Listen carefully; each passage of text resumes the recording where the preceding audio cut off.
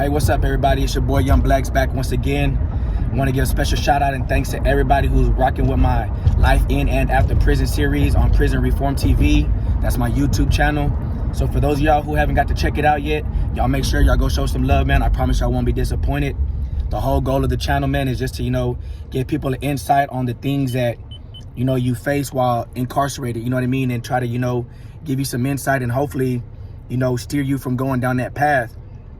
The story that I got today is not a story while I was in prison, but it was, I was in the county, and of course that was, a road, that I was on that eventually led me to prison. So in 2011, I'm in the county and I'm fighting a drug charge, and it's on a Friday, and I just start getting these irregular stomach pains, man. Like my stomach is just hurting bad, and man, more times than not, your body, when something's wrong, man. When something's irregular, and when something's not right. So my stomach's hurting, man. I'm thinking I just got to go to the bathroom or something. I tried going to the bathroom and I can't, you know what I mean? So that whole night I can't sleep. I'm in very bad pain. I can't sleep on my side. So I go to the picket, and I asked the CEO, like, hey, can I go to I need to go to the clinic or something, man, because my stomach is hurting bad. I can't sleep. I can't go to the restroom. So all they do is send me to the clinic, and the nurse, she gives me milk and magnesia thinking I'm just, constipated. So that happens on Friday. This continues through Saturday and Sunday. I can't sleep. I can't go to the restroom. Nothing is appealing to my appetite. Like everything is just, nasty. And this pain, man, is like something that I never felt before in my stomach. So Monday comes around and they're calling us downstairs for count time. Man, I can't even walk up straight. I'm holding my stomach. I'm hunched over. I'm holding the wall. I got tears in my eyes. And yet again, man, the CEOs think, oh, he's just constipated. So they send me to the clinic, and the lady gives me milk and magnesia again. I come back, and like everybody can see it in my face, man, like something's not right. So all the inmates, man, they just start basically just start cussing out the laws. Like, man, if y'all don't send this dude to the hospital or to the big clinic across the street, man, we're gonna pop it off in here. So of course the laws don't want no riot or nothing like that to happen on behalf of something that they've either done or not done. So they send me across the street to Big Baker. So I get across the street and I'm on the second floor, and it's a whole hospital room right there. Like, not a hospital room, but there's a lot of patients in there, people laying down on, hospital beds and, whatnot. So I go in there and they sit me down. They tell me that a nurse was gonna be with me soon. So I'm sitting there and I'm holding my stomach and I got my eyes closed and I'm just praying like, man, I just want this pain to go away, man. I don't know what it is. All of a sudden, this nurse, she walks up on the side of me and she starts talking, but I can't see her. I can only hear her. She's behind me. And I'm handcuffed to the bed, so I really can't turn around. Man, this lady touched the side of my stomach, man, and I damn near slapped her. I'm not trying to be funny, but man, I damn near slapped this woman because that simple touch on the side of my stomach, man, it just hurt so bad. It just sent like an electrifying feeling all through my body. And she goes, you know what? She goes, I don't need no further observation. She goes, I'm sending you to the hospital. She goes, something's wrong with your appendix. So they sent me to the hospital. They sent me to LBJ Hospital in Houston. Man, the whole ride over there is bumpy, bro. Bumpy, man. And every bump, every movement is making my stomach hurt worse and worse. So we get to LBJ Hospital around like 1 in the afternoon. They send me to this waiting room, like this waiting floor where there's a whole lot of other patients on their beds. I got a CEO with me and I'm handcuffed with one of my ankles to the bed. Needless to say, man, I got all these doctors coming up to me. They're taking their tests, asking me questions. Y'all know how the story goes when these doctors come and they start asking you questions. So as time goes by, they start giving me morphine, and the morphine's not killing my pain. It's not putting me to sleep. It's not doing anything for me. I tell the doctor, like, man, I need some more morphine because I've been having this pain since Friday, and it's not going away. He's like, man, I can't give you no more morphine. He was like, shoot. He goes, if you end up dying, he goes, that's gonna be on me. I mean, I basically told him, like, man, I'd rather die than to be feeling this pain because this stuff ain't cool. So time goes by, the doctor goes, he says he's gonna do some more tests. one of the I guess, you know, one of the another doctor or a nurse's aide, whatnot, whatever they are, they come up to me and they're like, look, we need a urine sample from you. I'm like, man, I can't even pee right now. Like, I can't pee, I can't do nothing. Like, it hurts to flex the muscles in my stomach to do anything. She was like, look, she goes, I know you're in a lot of pain, you're going through a lot right now. She's like, but the only other option is a catheter. At the time, I didn't know what a catheter was. I'm like, what's that? She told me, she's like, it's a tube that we got to insert into your, you know, to your penis. I'm like, nah, like, look, I told the CEO, like, look, man, like, I'll try to give her a urine sample, like, but you got to let me off the bed so I can just stand up. So he got the keys, he unlocked the handcuffs, they helped me stand up off the bed, and I sat there with this bottle, man, underneath my hospital robe for like 3 minutes, man, like maybe about 3 or 4 minutes, just for like a few trickles of urine to come out. She's like, you know what, she goes, I'll make that work. I'm like, all right, cool. So they set me down. Mind you, this is hours into me being there already. So I want to say sometime in the evening time, they were getting ready to take me up to the prep room to prep me for surgery. Somebody from the world, you know, somebody that's not an inmate, they come in, it was a guy. He had like this massive hernia or something like that. Well, they delayed my preparation and my surgery in order to tend to him. This is what happens when you're an inmate. You're not regarded the same as everybody else, you know what I mean? Whether you like it or not. So,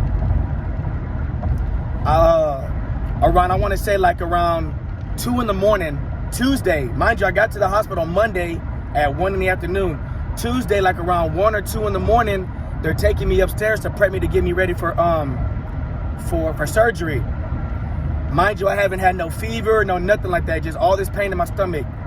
All of a sudden, when we get to this prep room, or we're on the way to the prep room, my temperature spikes to like 103. Man, I'm burning hot, but I'm shivering cold at the same time. My mouth is shivering.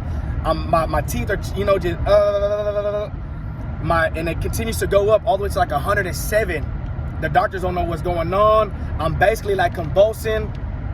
I'm shaking in the bed. I can't sit still. The lady tries to put a thermometer in my mouth to take my temperature, and I'm shivering and my teeth are just chattering so much. I bit onto the thermometer and like put a dent in it, you know what I mean? And they had to take it out. So they put these IVs in me, I guess, to like try to put some fluids in me to like, you know, like bring my temperature down. They brought like some blankets from the dryer to like put behind my back and on my body to, you know, like, I don't know what they had going on. I guess they're trying to counteract the cold and the hot at the same time. So they're like, man, we can't operate on you, because if we operate on you and you have this fever, you can bleed to death because your blood thins out. So we got to wait for your temperature to go down. So like around 3:30, 4 in the morning, everything was good. I think my temperature went down to like 101 or something like that. So they sent me to this room, and they basically gave me my anesthesia, and I knocked out, woke up like around 8 in the morning.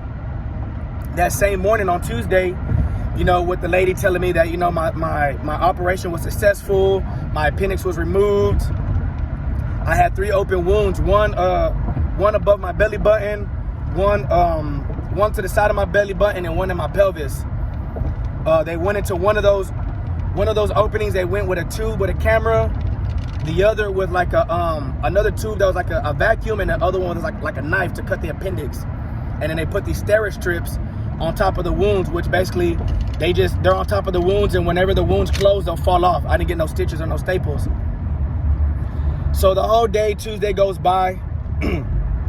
That night, I'm looking out the window and it's storming, raining, and just something inside of me tells me like, bro, like something's wrong with your mom. Like, I wish I could call her or anything like that, but I mean, I can't, but just something deep down inside of me just told me something was wrong. So Wednesday morning, I get released from the hospital and I go back to the county. Well, in the process of me getting dressed, I asked the CO, like, hey man, like, you know, like, I can't move really, man. Like, can you like hold my shirt while I put it on, or like, you know, like help me hold steady while I try to put my pants on? He's like, nah. He's like, do that shit by yourself. All right, cool. It is what it is. So I get dressed, and they had me handcuffed by my ankles and by my wrist. And when we're walking out, that same guy who had that hernia, he's like he has a hospital bed in front of me, but we're separated by curtains. Well, when I'm walking out, his mom is walking out. Little short Mexican lady, speaks no English. And man, right hand to the man, this lady saw me and she started crying. She was like, what are you doing locked up like this? You look like an animal. They got you caged up. Like, this is not right. You shouldn't be like this. This lady started walking with me and the officer to the elevator. This lady prayed for me. She cried like seeing me. And this lady don't know me from Adam and Eve. So fast forward to the next week, I get a visit from my mom, and my mom is hysterical. Like, she starts like going crazy and crying like, where were you at? I was so worried. I went to try to visit you. They told me that you had an operation. They wouldn't tell me what was wrong. Then I went to the hospital. They wouldn't let me see you. I'm like, what time was this? And she told me around the time it was. Come to find out, whenever I was feeling something was wrong with my mom, she was down there trying to get to me, but they wouldn't allow her up to see me and they wouldn't tell her what was wrong. So I'm not a parent, but for those of y'all who are parents, just imagine how it would feel for you to be trying to see your child and they don't tell you what's wrong or nothing like that. You know what I mean? So I just tell y'all that story, man, to just give you an insight, man. If you're anybody, man, who is on a path that can lead you down to jail or prison, just know, man, that it's going to affect more than you. You know what I mean? Like, it's going to affect your parents, your children, loved ones, whatever, whatnot. You know what I mean? But there's a whole lot more to that story, man. I'll get into it in the next video.